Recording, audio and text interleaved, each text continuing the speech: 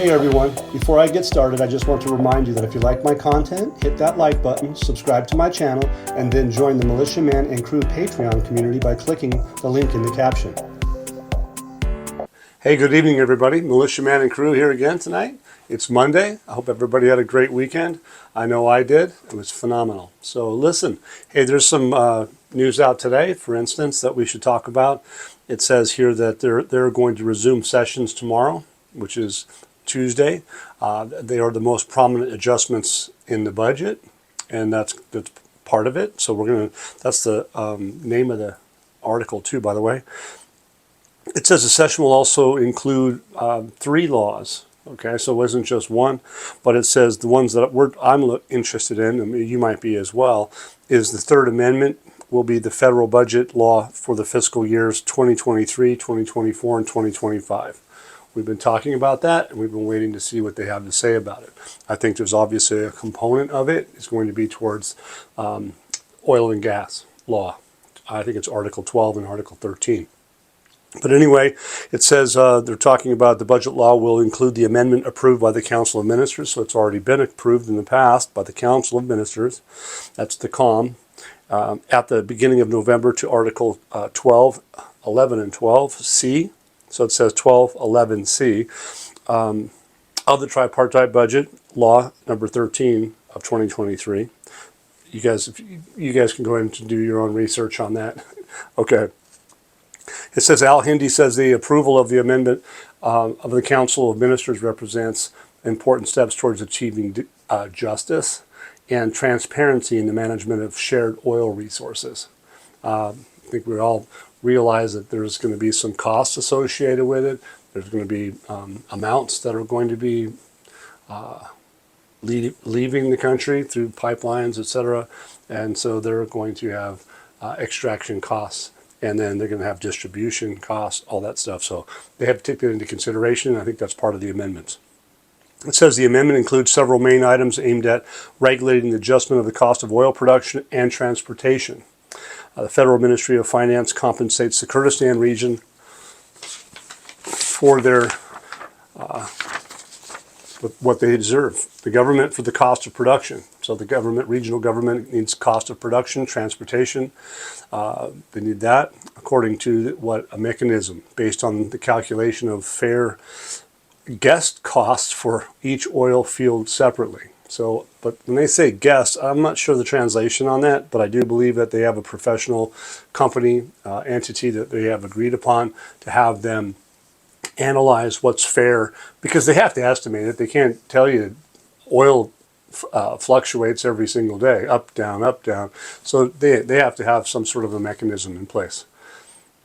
It says that the amendment also stipulates that the advisory authority shall submit its report on the cost of production and transportation to the Federal Ministries of Oil and Finance and the territorial government to be adopted as basis for determining compensation.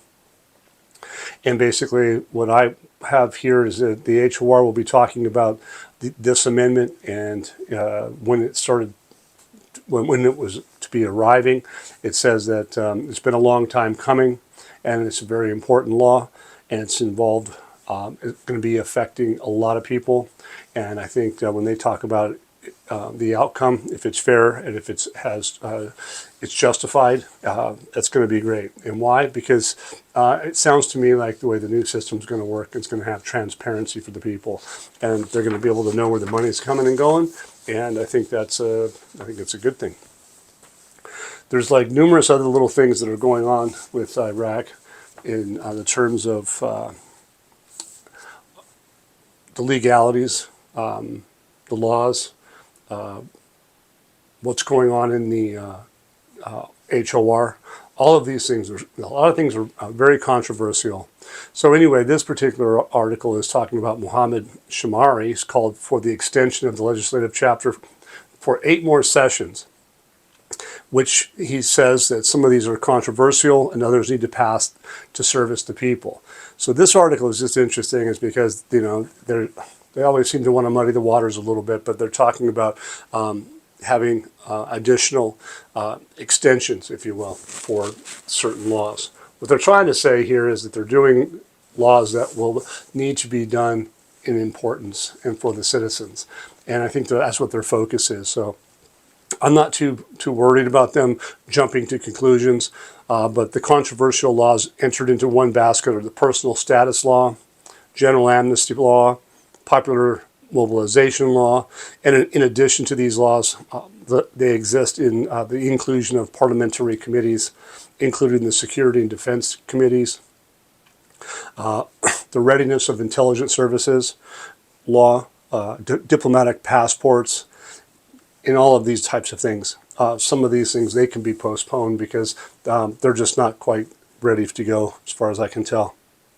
It says here the personal status law is not binding on all Iraqi people, and everyone is choosing the law that suits their status. So what they're getting at is that there's too much back and forth. So if you're going to go in and do the most important laws, have them already hammered out. Don't be playing games and having more and more turmoil back and forth and shutting things down.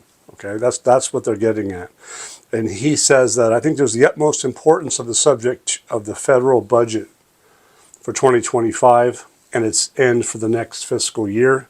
And the parliamentary circles are determined to approve the budget schedules. And I hope that the law will be passed in the coming days.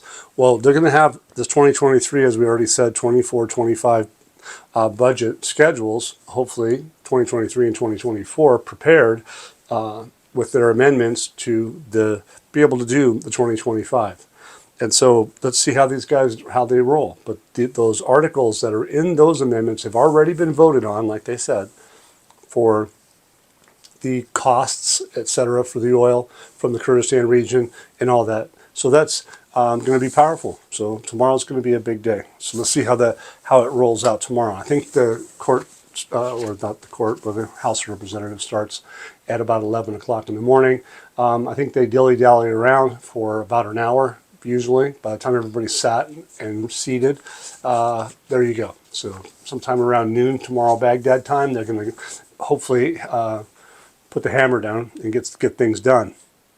So been waiting to hear some more information out of Al-Alaq, the central bank governor.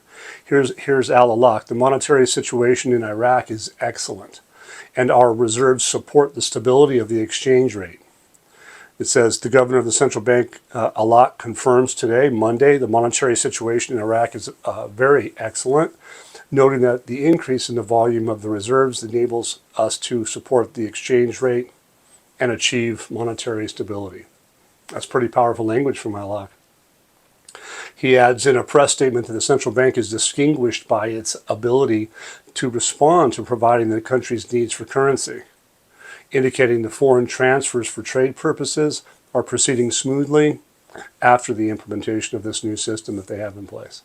They've been working on this throughout all of 2024, everyone. The central bank will launch a new mechanism for travel or treatment transfers next year, stressing that there are agreements with 4 companies to launch a new mechanism for travel or treatment transfers. Okay, so once they get everything in place, they're going to have things that are changing through the future. Doesn't mean that we're waiting until next year. Just means that they're telling you that they're going to have changes. And because of maybe a major change, they're going to have a need for it even more. So is this a timing of Alaq in a positive manner for the country's monetary situation? I mean, he's the one that's describing it as being excellent. I mean, the volume of the reserves of the country enable it to be smooth transfer. They talked about the volume of their reserves and how much they have. They've increased it to well over 110 billion. They've got gold reserves. They have that. So they have the mechanisms in place to be able, and the stability. They have low inflation. They're dealing with all that stuff. The new systems basically has been in place, is in place. You notice that we're talking about global transformations. You're talking about digital transformation. It's not just Iraq, but Iraq is taking the lead in their region. So interestingly enough, this is really a good thing because Al-Alaq is what? He's talking about the stability of the exchange rate of Iraq. So they obviously have probably tested the systems. They know where they're sitting. I'm sure that the IMF, the World Bank, and the Bank of International Settlements at this stage have a really good idea what the real effective exchange rate is for Iraq, because the 1310 in their budget is been hidden for so long. How in the world, why in the world have they hidden a exchange rate for so long, or something having to deal with it? If it was going to be at 1310 last year, 2023, why didn't you do it? And today, it's November 2024. Why haven't you done it? Well, there's those reasons for it, and obviously, I think we can all believe that the international world's even expecting it, and they're looking for a celebration, as far as I'm concerned. He goes on to this article. It says, we will launch a new mechanism for travel and medical transfers next year. There's probably 1, 2, 3, 4 different paragraphs. He was in Cairo. Al-Laq was just the other day. One that caught my eye, one of the comments he makes, it says, I believe that there will be an approach will contribute to reducing dependence on oil resources, in addition to providing job opportunities and real and economic growth. What's going to do that? Well, going to the private sector. That's exactly what he's talking about. He's talking about here in this particular case is monetary stability. He stresses that monetary situation in Iraq is currently excellent. The high volume of foreign reserves enables the central bank to support and defend the exchange rate.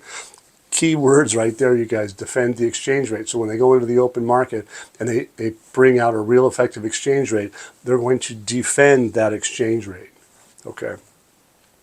So it says the central bank to support and defend the exchange rate and achieve monetary stability despite the difficult circumstances surrounding the countries and the region.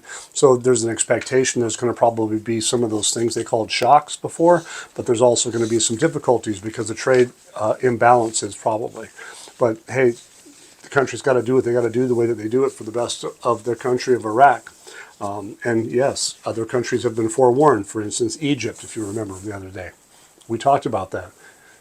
IMF talked about Egypt to be prepared for shocks. Okay, he explained the central bank is working to find means to meet all the needs of the country's citizens and business sectors for foreign currency.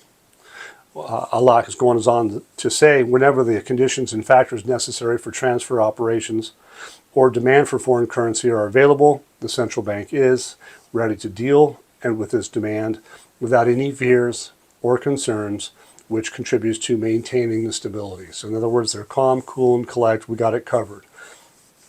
That's good. That's a good way of looking at it. Okay, he goes on to say about a new system for foreign transfers. It says there is a historic shift taking place in the framework of foreign transfers and meeting the demand for the U.S. dollar, as there were many observations that necessitated changing the procedures and policies relating to dealing with foreign currency and providing it. So he's explaining that there's a new system. They've been handling it. They've been working on it, and they didn't just get started yesterday. He says that the central bank has implemented a new system for foreign transfers to ensure the fluidity and transparency. And he goes on to say, despite the challenges and difficulties that faced the implementation of these procedures at the beginning, we have overcome these obstacles. And today, the process of foreign transfers for the commercial purposes is proceeding smoothly, which explains the general control over prices and inflation. The central bank continues to provide dollars for traders at the official price. He continues, new channels have been opened for transfers using other currencies. So they're talking about Iraq has not only just been using, and we know this, the U.S. dollar, okay, it says we've been using currencies such as Turkey's, India, China, in addition to European countries. Okay, so what we're talking about here is that they're using international currencies, cross-border payments. Basically, this will make the process of foreign transfers more flexible and streamlined, while ensuring transparency and oversight that enhances trust and credibility in the operations we carry out. So ensuring transparency, oversight, and trust. That's what the new system's all about. Smuggling, corruption, it's not about that. Okay, it says, they go on to say next year we will launch a new method to expand and enhance these operations, just as we did for commercial remittances. So they are effectively saying that we have been successful for the commercial side. Now we're going to move it into our retail side. And they're going to say this, There are also current agreements with relevant companies such as Visa, MasterCard, MoneyGram, Western Union. Okay? That's down to the citizens, everybody. That's cross-border payments down to the citizens. They don't have that so much in dinar terms, or they don't have it yet, but they will. And if they're going to have down to the citizens, you're going to see it in the dinar, because that's their currency, and they should be proud of it. And I think that there's going to be an international situation where Iraq opens up to the world, and there will be that anticipation for celebration. Okay, so it's established a framework for implementing these operations, which will constitute another shift. So it's going to be another shift in controlling these operations, currency transfers. So he says there's no sudden solution, but rather it's been a gradual transition that began in 2024, where the bank's relationships were transferred directly to correspondent banks without passing through other links. And the process has been completed with continued success. I love that part. Completed and with continued success. He continues stressing that the more than 95% of this goal has been achieved. This process has been completed successfully. This process will be completed successfully within the next 2 weeks. A little bit of interesting way they put that, and the process has been completed, but now they're saying the process will be completed successfully within the next 2 weeks. So it's almost like two things, or they're just trying to keep it kind of gray. Noting that there is international anticipation to celebrate this occasion. Isn't that interesting? So there's international anticipation to celebrate this occasion. So something's going to happen. They say they've completed something, but they're going to complete it in 2 weeks. Well, which is it? But then why is there international anticipation to celebrate this occasion for them doing so? Well, wouldn't that sound to you like that they're probably going to be using a different financial mechanism? I think it does. That mechanism is probably going to be the real effective exchange rate. So let's see how that goes. That's all coming from Alak, you guys. Here's another article that's going to be interesting. As the Parliamentary Finance Committee reveals the budget paragraphs is included in the amendment, and they're reiterating this afternoon. The budget has already been voted on and does not need to be amended except for those articles I mentioned earlier, 12 and 13. And those are related to the cost of oil production and transportation in the Kurdistan region and the resumption of those exports through the Turkish port of Ceyhan. Tomorrow's session should be fascinating. I think they should be able to pull it off quickly in this particular case. If we don't have any hindrances, like that one article I was talking about, how they keep throwing in all these extra things in the basket, so they just can't get the laws done. I think this is suggesting that probably will not be the case tomorrow. At least that's what we hope anyway. And here, I think this last article was fascinating. It's the census is the path of a digital government. So it says, since 2006, Iraq has been moving towards an e-government. There's been some concerns about that, about how long has Iraq been trying to work through into the e-commerce. And obviously, it didn't really get started until probably around 2016, post-2016, post-ISIS, that they started getting more aggressive with moving forward with electronic systems. We have the ISACADA system, you have these new mechanisms, you have the new e-government systems, which all the state institutions are doing digital transformation. As far as payments are concerned, cross-border payments, you have the banking financial systems are all electronic. They have the newer, probably blockchain versions of them, so that they are safe, secure, transparent, fast. That I believe that they've already started with higher technological equipment like 5G. And so they've been working on this. But he says today, the Ministry of Planning, we're ahead of all ministries and procedures to record the first pioneering experience at the level of Iraq for the World Gateway through the first digital census project in Iraq, with digital transformation rates at a rate of more than 99%, which exceeds most digital transformation rates at the level of Iraq and Arab countries. So they were pretty pleased. They figured out that they do have a saturation, a very big saturation of digital qualitative issues in the country. The people get it. They know it. They talked about it. They have the tools. They know what they're doing. They know how to use their phones. They know how to use their banking systems. They've increased their hoarded money into the banking system, which because of the digital transformation because of that transparency, because of that accuracy, because of the containing of the corruption, they have been able to get the people to bring in their money. They have a new saturation rate of about 48% of the hoarded money from the people. They just told you that a few days ago. So look, the 2024 year refused to leave before writing achievements coupled with the name of the Prime Minister, Mohammed Shia al-Sudani. So in his watch, al-Sudani, the last 2 years, is going to get notoriety for that 99% effectively, because he's been hammering it home for 2 years. It says this huge project's achieving a demographic and geographic database coupled with the family, the individual, and the characteristics in a high precision in a digital form to record an international achievement. So they're even calling it an international achievement. With the testimony of the United Nations and its support for the ministry, Iraq has the right to be proud of the achievement its global digital one. I think that's pretty big, you guys. They have a right to be proud that they've done a global digital achievement. That's big. And not only at the local level, it's at a regional level.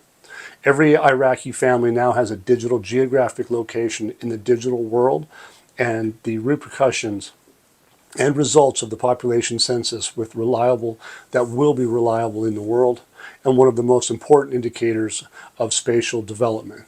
They're going to be, how are they going to set up their land situations? What are they going to use it for? You have this development road project. So how are these land bits of theirs going to be used? Industrial, commercial, agricultural, residential, for tourism, entertainment. That's part of it. They're going to figure all that out. So look, I want you guys to know that today was a long day. It's been good. There's a lot of things happening.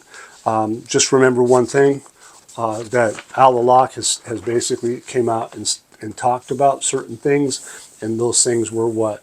Current agreements with the relevant companies, Visa, MasterCard, MoneyGram, Western Union. And another thing they talked about was the process. The process has been completed with continued success. He continues at stressing that more than 95% of the goal has been achieved, and the process will be completed successfully within the next 2 weeks, noting that there is international anticipation to celebrate this occasion. I think we just basically went over some pretty fascinating things. Hope you guys had a really good evening. I know that I'm excited about what we're hearing.